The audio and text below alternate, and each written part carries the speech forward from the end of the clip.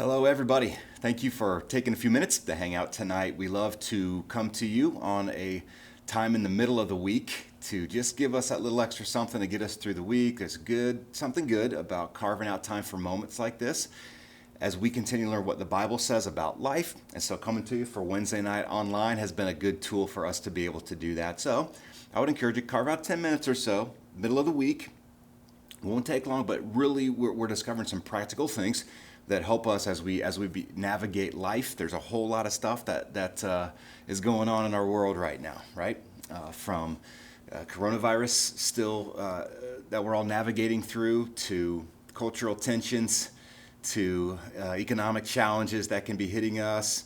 That could lead to a whole lot of other things. And so, man, what an important thing to value along the way, us being able to get together like this. So welcome. So glad you're here. I hope you're having a great day and a great week as well.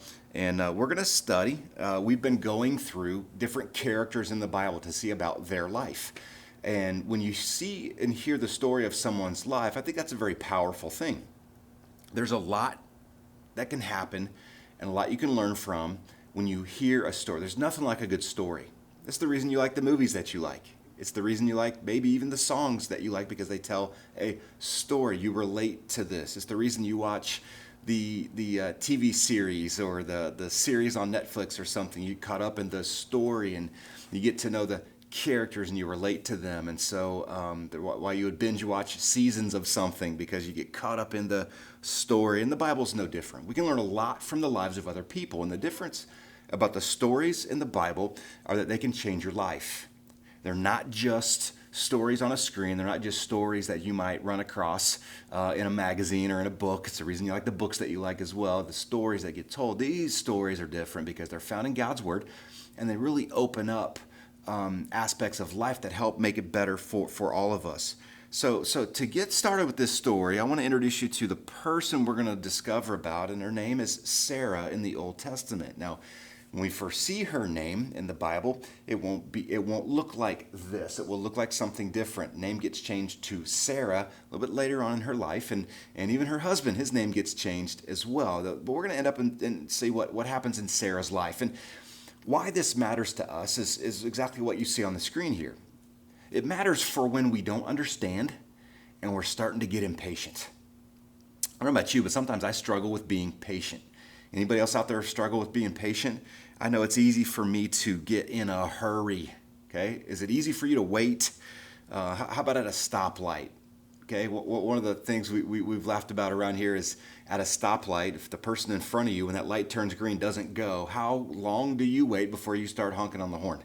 And maybe it's not very long for you. Maybe you have a little bit more patience than some. But, most of us, we don't wait very long because we got something we've got to get to. We're in a hurry of some kind. How about when you're waiting on God to do something? You waiting on God to do something right now? Maybe you're waiting for some plans to work out.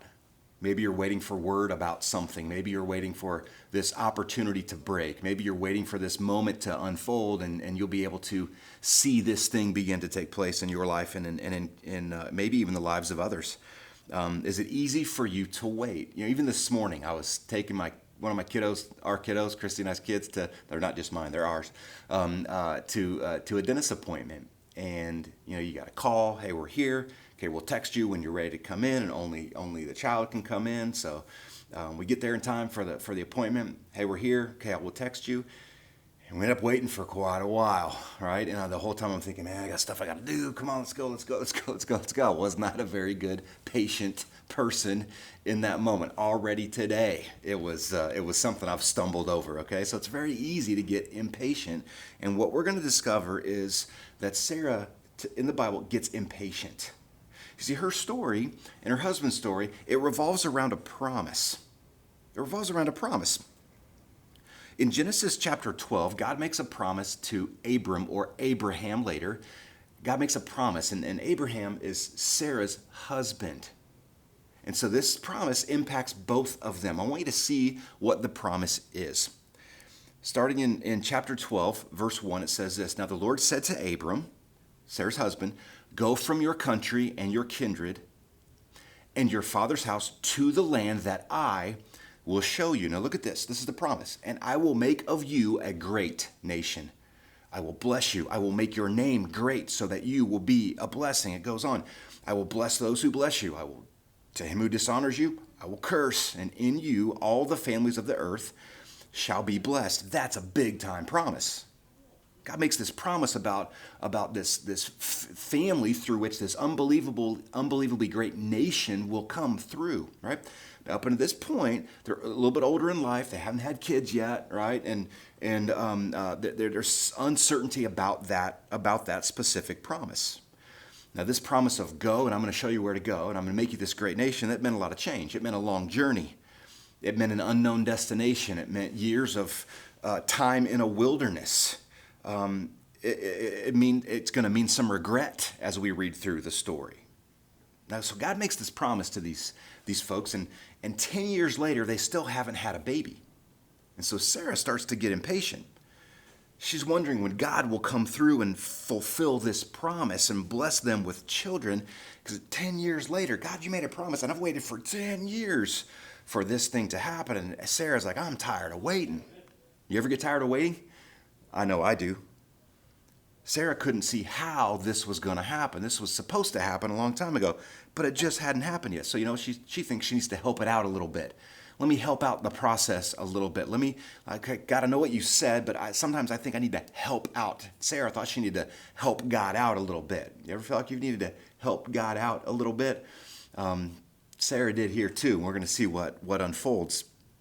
Look at what happens in Genesis 16, verse number 1 and 2. So she gets impatient, and then she makes a decision that she immediately regrets and then has to live through the consequences of. Check it out. Now, Sarah, Abram's wife, had borne him no children. Now, along their journey, as their caravan grew, they picked up they picked up this female Egyptian servant whose name was Hagar. So there's this servant in their house. There's this person that's working for them, and Sarah looks at her and says, "I need to help God out." And so here's what she suggests. Sarah says to Abraham, "Behold, now the Lord has prevented me from bearing children. I know what he said, but it doesn't look like it's going to work out for me. So I'm going to get ahead of God a little bit, and I'm going to work this out. Go into my servant. It may be that I shall obtain children by her." And Abram listened to the voice of Sarah, something he regrets as well. So nothing was happening in the right time. And Sarah thinks she needs to help God along with the promise that he made. So you see these verses. Okay, so if I can't do this, maybe this great nation will come through our family, but it's going to come through this servant. It's going to come through this person who works with us and for us and around us. So Abram goes into Hagar, and she has a baby, and something that Sarah didn't think was going to happen begins to happen. She had to live with the consequences. That she gets angry. She gets bitter. It causes a bunch of problems, as you can imagine. Problems with Sarah and Hagar. Problems with Sarah and Abraham. Problems with their family. Problems from generations to generations to generations to come. That one decision had such a tremendous impact. Can you imagine if you're Sarah? You want to have a baby so bad, and God made you a promise. You haven't seen it yet, but you get in a hurry. And she kind of takes off and goes on her own plan. And now she goes in, and her and Sarah can't even look at it. Her and Hagar, can't even look at each other. They treat each other with contempt, the Bible says. There's an anger there. There's a bitterness. You imagine having to see the baby for Sarah. Can you imagine Abraham and seeing how he interacts with this baby, and all because she got impatient? For when we don't understand and we begin to get impatient, what are we supposed to do? Now, spoiler alert, Sarah ends up having a baby, and they name him Isaac, and Hagar's baby is named Ishmael, and the Bible tells us that Isaac and his generations and Ishmael and his generations, they were in conflict for generation after generation after generation after generation, right? All of this major conflict. You see, God had promised her the what, but he never promised her the when. Now in Genesis 21, look at Genesis 21 verse 2. "And Sarah conceived and bore Abraham a son in his old age at the time of which God had spoken to him." So God lived up to his promise. It just didn't happen in Sarah's timetable. Now, there may be something that you are waiting on God to do. There may be a prayer request you've been praying for 10 years. There may be a relationship challenge that you're praying and hoping that God will fix, or you're waiting for him to come. There may be a financial thing that you're waiting on God to fulfill. There may be a relationship that you want him to heal that just hasn't happened yet, but you're waiting on it. Maybe it's a son or daughter or grandchild who's drifted far from God, and you're waiting on them to come back, and you want it to happen, and God says he's faithful, and he says he's always going to be there, and we have all these promises in the Bible, but what if it doesn't happen when I want it to? What if the promises of God aren't on my timetable? What do I do when I don't see it, and when I'm just getting impatient? I want to make something happen. So there's some life lessons we can learn from Sarah. Would you check these out with me? Here's the first one.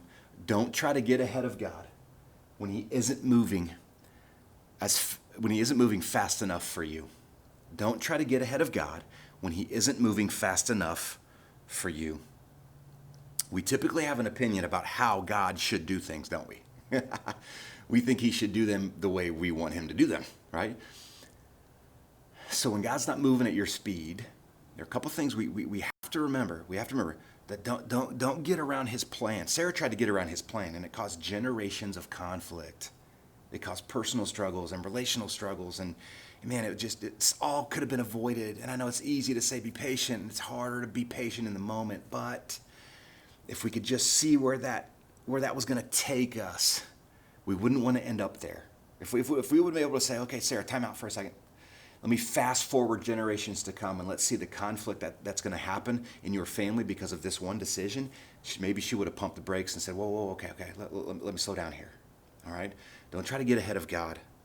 I heard it said this way once. Those who can see God's hand in their lives can put their lives in God's hands.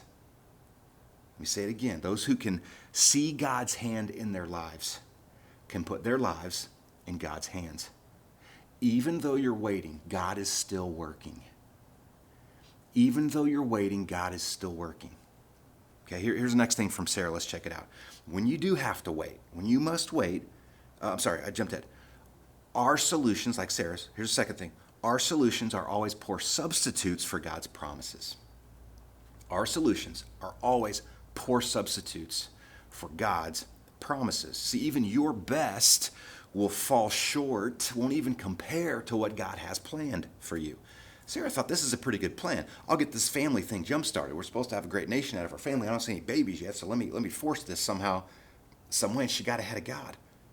Her solution wasn't anything compared to what God had planned for her. There's probably something you want to happen right now that God just hasn't done yet. Be careful to not replace your solution with God's promise. Wait on God's promise. It's worth the wait. It's worth the wait. Last thing about Sarah. When you do have to wait, when you must wait, focus on God's character, not your circumstances. Easy to say, really hard to do. I totally understand that. But it's worth it, and it's the best thing for us. There are going to be times when we have to trust who God is, not just what you see. There's my alert again. Not just what you see. Trust who God is, not just what you see. Okay? That's going to be important. He's the God of miracles. It boils down to something we all struggle with. Our plan versus what we see happening. Our plans and God's plans, sometimes, man, they don't line up exact. We want something to work out a certain way, but it doesn't.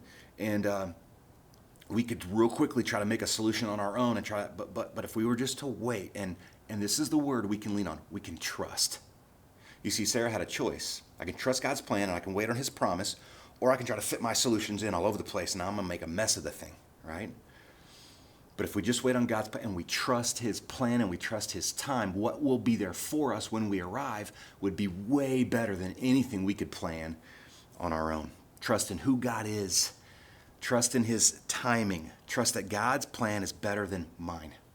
God's plan is better than yours. God's plan is better than anything we could come up with. That's worth waiting for. That's worth hoping in. That's worth hoping for. That can change your life starting today. What are you getting impatient about when it comes to God being at work in your life? Be careful not to replace God's promises with our solutions. If we do focus on who God is, focus on God's character, not just our circumstances. We're living in our circumstances, so I'm not saying, hey, get over it and look past. No. We're feeling it. We're in the middle of it. But when we can't see because we're lost in our circumstances, we have to focus on God's character. That gives us clarity, right? And we don't start getting ahead of Him, because God's plan is always the best plan. I know that's true for me, and I know it's true for you as well. And that's what I'm praying for you, that you'll be patient and you'll wait for God's plan in your life. Let's learn lessons from Sarah. Let's trust God's plan over our solution, all right? I'm grateful for you. Look forward to hanging out with our church, whether in person or online, this coming Sunday, 9:30, 11 o'clock. You can check us out live on Facebook as well. And then we roll those a few times throughout the week, later on Sunday, and then a time or two throughout the week as well. So we'd love to connect with you, bring somebody along the journey, and we can't wait to see you next time.